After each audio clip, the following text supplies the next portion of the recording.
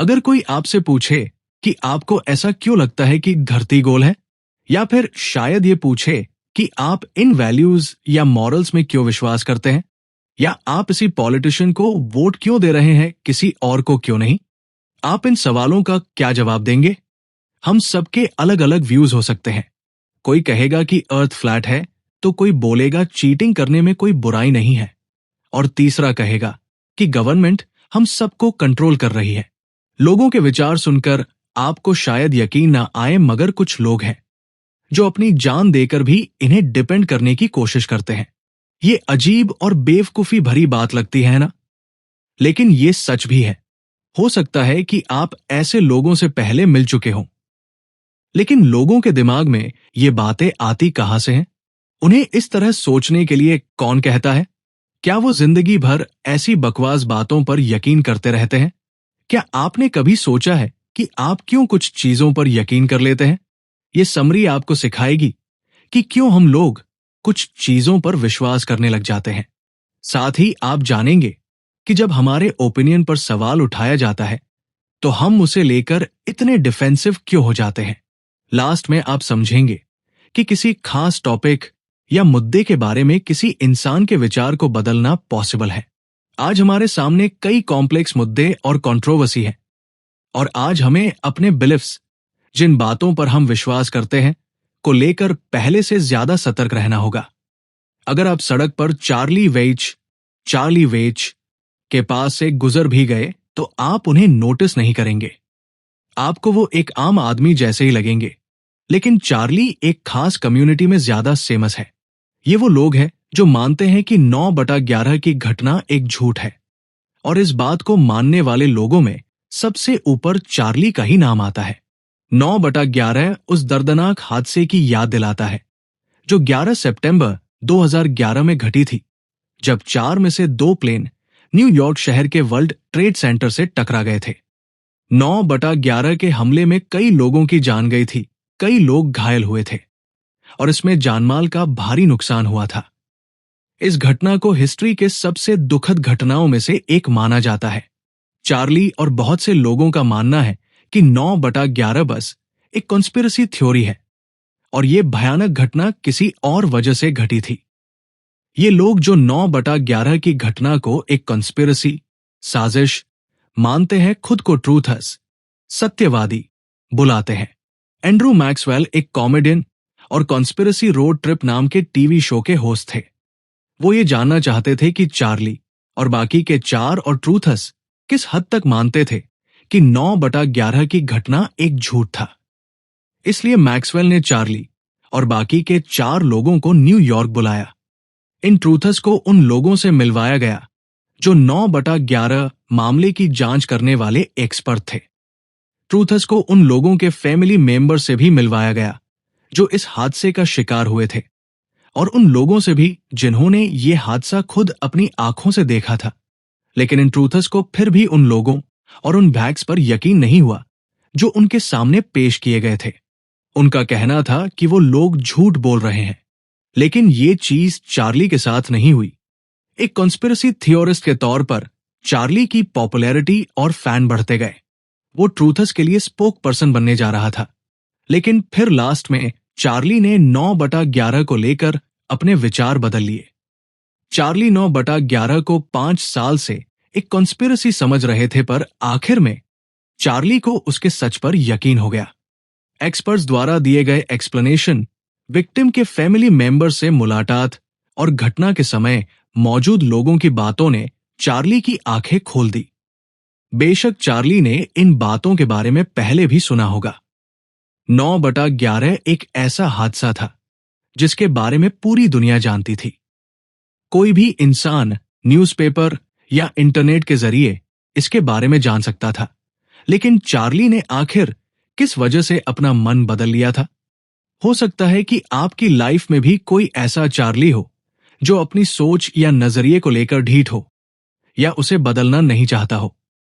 सिर्फ फैक्ट्स और नॉलेज के बेसिस पर किसी इंसान का माइंड चेंज नहीं किया जा सकता है। आज के इस दौर में जहां अनलिमिटेड रिसोर्सेज अवेलेबल हैं, जैसे कि इंटरनेट वगैरह, तो ऐसे में एकाध फैक्ट्स के बारे में पता करना कोई बड़ी बात नहीं है, लेकिन अल्टीमेटली वो क्या चीज है जो हमारा नजरिया ही चेंज कर देती है? तो क्या चार्ली एक स्पेशल केस था? क्या हमारी किस्मत में सिर्फ कुछ ही गिने चुने लोग ही हैं जो अपना माइंड चेंज कर सकते हैं? इस बुक के ऑथर डेविड मैक्रेनी यही पता करना चाहते थे। इस सवाल का जवाब ढूंढने के लिए डेविड ने लैब के डीप कैनवसिंग एफर्ट को ज्वाइन किया। लैब यानी लर्न एक्ट बिल्ड, जो लॉस एंजलिस एलजीबीटी सेंटर का एक हिस्सा है। लैब का गोल है एलजीबीटीक्यू कम्युनिटी और ये लोग जिन मुद्दों का सामना करते हैं उसे लेकर लोगों का माइंडसेट चेंज करने में मदद करना। आप शायद सोच रहे होंगे कि ये लोग ऐसा कैसे करते हैं। लैब इसे डीप कैनवसिंग कहता है। अक्सर सैटरडे को लैब के वॉलंटियर लोगों के पास जाकर उन्हें एलजीबीटी से जुड़ी चीजों के बारे में बताते हैं।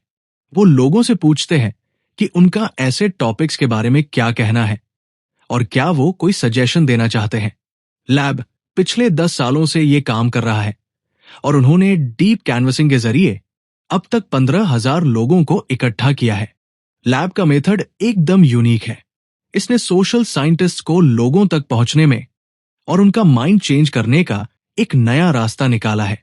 डीप कैनवसिंग को किसी भी ऐसे टॉपिक के लिए यूज किया जा सकता है जिसके लिए लोगों का मिक्स्ड रिस्पॉन्स मिला हो, जैसे कि अबॉर्शन। डीप कैनवसिंग को पहले भी कई बार दोहराया जा चुका है, लेकिन इसमें एक वॉलंटियर बनने के लिए ट्रेनिंग लेने की जरूरत होती है। डेविड जबला एलजीबीटी सेंटर गए तो वहां के मेंबर्स ने वॉलंटियर्स को एनकरेज करने के लिए एक स्पीच दी। आपको शुरुआत में ये थोड़ा अजीब सा लगेगा, पर धीरे धीरे आपको सब कुछ समझ आने लगेगा। मेंबर्स ने वॉलंटियर्स को उन लोगों के वीडियो भी दिखाए जिन्होंने कुछ टॉपिक्स के बारे में अपनी राय पूरी तरह बदल दी थी। जैसे एक आदमी ने कहा कि वो गे मैरिज के खिलाफ नहीं है, लेकिन फिर भी वो सेम सेक्स मैरिज के लिए नो में वोट देगा। ये बहुत ही कंफ्यूज करने वाला ओपिनियन था, लेकिन वो आदमी अपनी बात पर अड़ा रहा। लेकिन जब तक उसके और एक वॉलंटियर के बीच बातचीत खत्म हुई, वो आदमी सेम सेक्स मैरिज के शेवर में आ चुका था। ऐसा लगता है जैसे कई लोगों का माइंड चेंज किया जा सकता है, लेकिन डीप कैनवसिंग के वॉलंटियर ऐसा करते कैसे हैं? लैब के डायरेक्टर दवे फ्लेशर डीप कैनवसिंग को कई लेयर वाले एक केक की तरह देखते हैं। डेव ऊपर के सबसे छोटे लेयर को बिल्डिंग रैपोर्ट कहते हैं, बीच के लेयर को आर स्टोरी और आखिर में सबसे बड़े लेयर जो इसका बेस है उसे द स्टोरी कहते हैं। डेव अपने हर वॉलंटियर से कहते हैं कि जब आप किसी से बात करते हैं तो अपने बारे में सबसे कम बात करो। आपको बस ये जताना है कि आप एक फ्रेंडली बातचीत करना चाहते हैं और कुछ बेचने की कोशिश नहीं कर रहे हैं। आपको ये जताना है कि आप वाकई में उनकी बात सुनना चाहते हैं। केक में ये टॉप और मिडल लेयर होता है। केक का बड़ा सा बेस वो जगह है जहां मैजिक होता है। लोगों को बोलने दीजिए ताकि वो अपने ओपिनियन और बिलिट्स के बारे में सोच सकें। लोग जिद्दी होते हैं। किसी का माइंड चेंज करने के लिए आप फैक्ट्स और नॉलेज शेयर कर सकते हैं। आप जोर देकर ये कह सकते हैं कि आपका ओपिनियन सही है और सामने वाले का गलत। लोग जिद्दी होते हैं और खुद को गलत साबित नहीं करना चाहते, इसलिए वो इंसान अपने ओपिनियन को डिपेंड करने के लिए और भी ज्यादा जोर डालता है। सामने वाले इंसान के ओपिनियन को हाइड्रा के सिर की तरह इमेजिन कीजिए। अगर आप एक ओपिनियन को चैलेंज करेंगे तो उसकी जगह कई चैलेंज और निकल आएंगे। ये सिलसिला कभी खत्म नहीं होगा और आपको इसी तरीके को अपनाना होगा। डीप कैनवसिंग का कॉन्सेप्ट कहता है कि कोई इंसान जो कहना चाहता है उसे कहने दो। उस इंसान को ज्यादा टोको मत और उसकी बात सुनते हुए बीच बीच में अपना सिर हिलाते रहो ताकि सामने वाले को लगे कि उसकी बात सुनी जा रही है। जैसे कि मान लो आप अबॉर्शन के बारे में लोगों के व्यूज को लेकर डीप कैनवसिंग कर रहे हैं। आप एक इंसान से मिलते हैं जो अबॉर्शन के खिलाफ है। आप उसे अपना ओपिनियन शेयर करने के लिए कहते हैं। अब उसे बिना टोके बस अपनी बात बोलने दो और अपनी बात के बारे में सोचने दो। फिर आप उस इंसान को उन औरतों की कहानी बताते हैं जिन्हें अबॉर्शन की जरूरत है। उसके बाद आप उनसे पूछते हैं कि क्या उनका माइंड चेंज हुआ। यही वो टाइम होता है जब लोगों को अपने ओपिनियन पर थोड़ा डाउट होने लगता है। फिर शायद उनके मन में ये ख्याल आता है कि मुझे ऐसा क्यों लगता है। उस इंसान को सोचने का टाइम दो कि वो किस बात को डिफेंड करने की कोशिश कर रहा है। आमतौर पर आपके बिना कुछ कहे या हिंट दिए ही वो इंसान उस टॉपिक के बारे में अपनी मेमोरीज शेयर करने लगता है। क्या पता वो किसी ऐसे इंसान को जानता हो जिसने अबॉर्शन करवाया हो या जिसने अनचाही प्रेगनेंसी को मजबूरी में झेला हो। इसके बाद हो सकता है कि वो खुद पर ही डाउट करना शुरू कर दे, और या फिर वो ये सोचने पर मजबूर हो जाए कि मेरे बिलीफ सही है या नहीं। यानी लोगों को उनके पर्सनल एक्सपीरियंस के बारे में सोचने का मौका देकर आप उन्हें ट्रिक करके अपना माइंड चेंज करने पर मजबूर कर देते हो। बस उन्हें बोलने दो और उनकी बात को काटो मत या उसका विरोध मत करो। उन्हें सब कुछ बताने दो, शेयर करने दो। आखिर में उन्हें कुछ एहसास होगा और वो भी इस बात पर गौर करेंगे कि उन्हें दूसरे साइड की बात सुननी चाहिए। चार्ली एक ट्रूथ और एक 9/11 कॉन्स्पिरेसी थियोरिस्ट कैसे बना? चार्ली ने इस बुक के ऑथर डेविड को अपने बचपन के बारे में बताया था कि उसके पिता की जॉब की वजह से उसकी फैमिली को एक जगह से दूसरी जगह जाना पड़ता था, और इस वजह से चार्ली का कभी कोई क्लोज फ्रेंड नहीं बन पाया। चार्ली को हर जगह हमेशा एक आउटसाइडर की तरह फील होता था, और यह सिचुएशन तब तक वैसी ही रही जब तक कि वो बड़ा नहीं हो गया। जब वो कॉलेज से ग्रेजुएट हुआ तो उसकी लाइफ एकदम डल थी। चार्ली एक बैंक में काम करने लगा और उसकी लाइफ सोना, काम पर जाना और फिर सोना और फिर काम पर जाना, बस यहीं तक सीमित होकर रह गई थी। फिर एक दिन उसने एक वीडियो देखा जिसमें बताया जा रहा था कि 9/11 एक अंदरूनी साजिश का नतीजा थी। ये बात चार्ली के दिमाग में बैठ गई। उसने इस बारे में और ज्यादा वीडियोस देखना शुरू किया। ज्यादा आर्ट ऑफ परसुएशन यानी किसी को मनाने की कला साइकोलॉजी में सबसे ज्यादा रिसर्च किया गया टॉपिक है। वर्ल्ड वॉर 2 के दौरान फिल्मों और एडवर्टीजमेंट में भारी भरकम फंडिंग की जाने लगी थी। इन फिल्मों और एडवर्टीजमेंट का मकसद था जर्मन प्रोपेगेंडा के बारे में फैली गलतफहमियों को दूर करना। साथ ही ये नौजवानों को आर्मी ज्वाइन करने के लिए मनाने का तरीका भी था। यूएस गवर्नमेंट ने इन फिल्मों को बनाने के लिए बेस्ट प्रोड्यूसर्स और डायरेक्टर्स को हायर किया था। उन्हें उम्मीद थी कि ये फिल्में जर्मन प्रोपेगेंडा को लेकर अमेरिकन्स की राय को बदल देंगी। आखिरकार उनमें युद्ध के बारे में बहुत से फैक्ट्स जो बताए गए थे, लेकिन यूएस गवर्नमेंट और इन फिल्म क्रिएटर्स का अंदाजा गलत निकला। लोगों के सामने सिर्फ फैक्ट रख देने से उनकी राय नहीं बदली। फिर से एक बार यह साबित हो गया कि कुछ इंफॉर्मेशन दे देने से किसी के बिलीफ्स को रातों रात बदला नहीं जा सकता है। 1984 में परसुएशन का एक model, the elaboration likelihood model ELM, बनाया गया। इसे साइकोलॉजी के 2 ग्रेजुएट रिचर्ड पेटी और जॉन कैसियोपो, रिचर्ड पेटी एंड जॉन कैसियोपो ने डेवलप किया था। पेटी और कैसियोपो परसुएशन के ऊपर जो स्टडीज की गई थी उससे तंग आ चुके थे। एक स्टडी कुछ कह रही थी तो दूसरी कुछ और।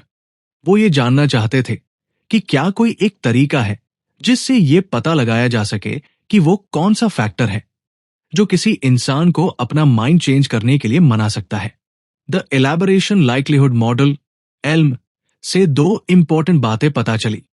पहली इंपॉर्टेंट बात यह कि परसुएशन का मतलब सिर्फ इंफॉर्मेशन को एब्जॉर्ब करना नहीं है, बल्कि उस इंफॉर्मेशन को एब्जॉर्ब करने के लिए ज्यादा डिटेल या क्लैरिटी की जरूरत होती है। पेटी ने कपड़े धोने के सोने को यूज करके इस पॉइंट को समझाया। मान लो कि कोई ऐड ये कहता है कि उनके साबुन से कपड़े धोने पर आपके कपड़ों से भीनी भीनी खुशबू आएगी। अब सिर्फ ये इंफॉर्मेशन किसी इंसान को झट से आपका साबुन खरीदने के लिए मनाने के लिए काफी नहीं है। कौन कितनी इंफॉर्मेशन को एब्जॉर्ब करेगा ये हर इंसान के लिए अलग अलग होता है। जैसे वो ऐड देखने वाला एक आदमी ये सोच सकता है कि अगर मेरे कपड़ों से खुशबू आएगी तो शायद मेरे नए दोस्त बन जाएंगे। वही दूसरा आदमी इस ऐड को देखकर ये सोच सकता है कि मेरे कपड़ों से फूलों की खुशबू आना मेरे लिए बड़ी शर्म की बात होगी। यानी साबुन का ये ऐड एक आदमी को उसे खरीदने के लिए मना पाया, लेकिन दूसरे को नहीं, इसलिए परसुएशन इंफॉर्मेशन के डिटेल या उसे समझाने के तरीके पर डिपेंड करता है। सेकंड इंपॉर्टेंट ये है कि कोई इंसान किसी इंफॉर्मेशन को कैसे समझाता है, ये दो खास कंडीशन पर डिपेंड करता है। फर्स्ट कंडीशन है उस इंफॉर्मेशन को प्रोसेस करने की इच्छा या मोटिवेशन। अगर आप उस इंफॉर्मेशन से जुड़े एक्यूरेट नतीजे पर पहुंच गए तो आपको क्या फायदा या नुकसान होगा? क्या उस इंफॉर्मेशन को समझने के साथ कोई जिम्मेदारी जुड़ी हुई है? चलिए वापस साबुन वाले ऐड पर चलते हैं। अब मान लो कि आप इसके बारे में और डिटेल जानना चाहते हैं। आपको पता चलता है कि ये साबुन सच में काम करता है और अच्छा है। साथ ही ये आपको इसे अपनी ग्रोसरी लिस्ट में ऐड भी करने देगा। अब जिम्मेदारी को लेकर बात करें तो आप बहुत ज्यादा जिम्मेदारी छील करेंगे। मान लो कि अपने और अपने पार्टनर के कपड़े धोने की जिम्मेदारी आप पर है, तो आप अपने और अपने पार्टनर के कपड़े धोने के लिए अच्छे से अच्छा साबुन चूज करने के लिए एनकरेज होंगे। सेकंड कंडीशन है ऐसा करने की कॉग्निटिव एबिलिटी होना। इसका मतलब है कि क्या उस साबुन का ऐड देखते समय आपका फोकस सिर्फ उस ऐड पर था? जब कपड़े धोने के साबुन की बात आती है तो क्या आप इसमें एक्सपर्ट हैं? और उस ऐड में मैसेज कितनी अच्छी तरह कम्युनिकेट किया गया था? अगर हाई लेवल ऑफ मोटिवेशन और कॉग्निटिव एबिलिटी होगी तो ये इंफॉर्मेशन को समझाने के चांस को बढ़ा देगा, जो आगे इसे प्रोडक्ट को एक्सेप्टेंस या रिजेक्शन की ओर ले जाएगा। मान लो कि एलैबोरेशन या समझाने का लेवल हाई है। पेटी और कैसियोपो ने हाई एलैबोरेशन को सेंट्रल रूट कहा है। अगर एलैबोरेशन कम है तो इसे पेरिफेरल रूट कहते हैं। सेंट्रल रूट सवालों से भरा हुआ है। ये रूट आपको ध्यान देने पर मजबूर करता है। आप इसे अपने शहर की किसी बिजी सड़क पर चलने के तौर पर इमेजिन कर सकते हैं।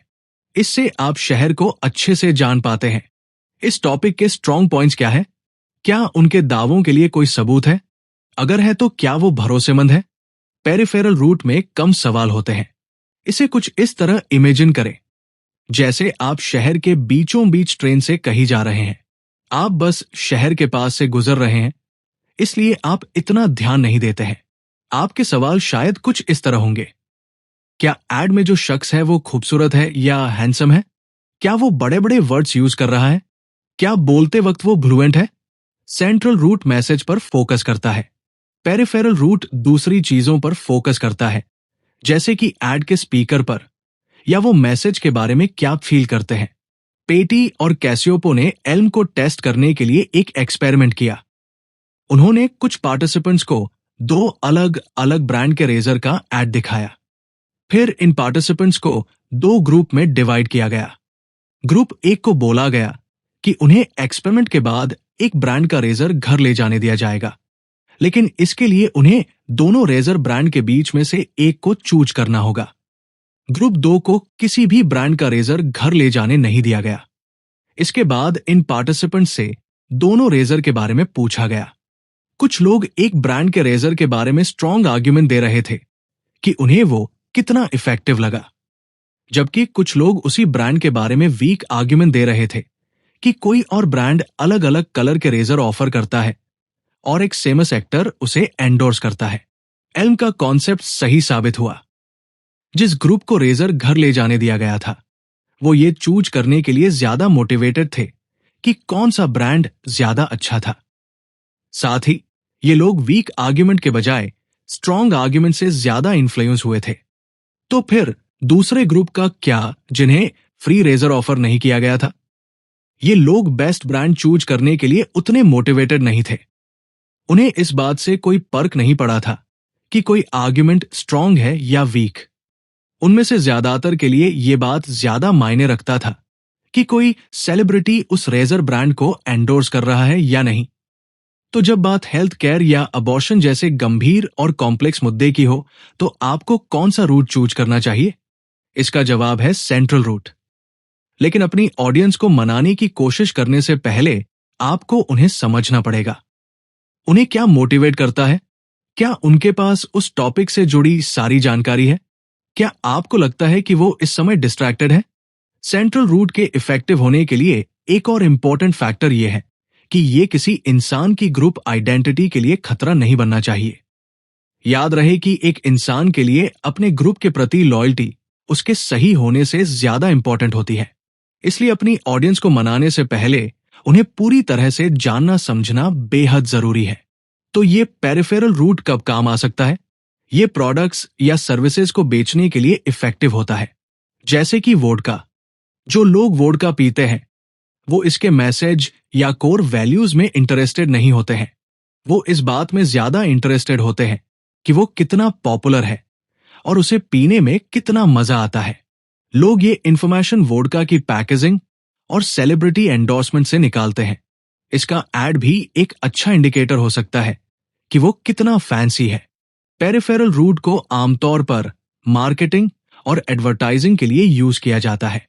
हम आमतौर पर सीरियस टॉपिक्स के लिए सेंट्रल रूट को यूज करते हैं, जिसका हमारी लाइफ पर बहुत बड़ा इंपैक्ट पड़ता है।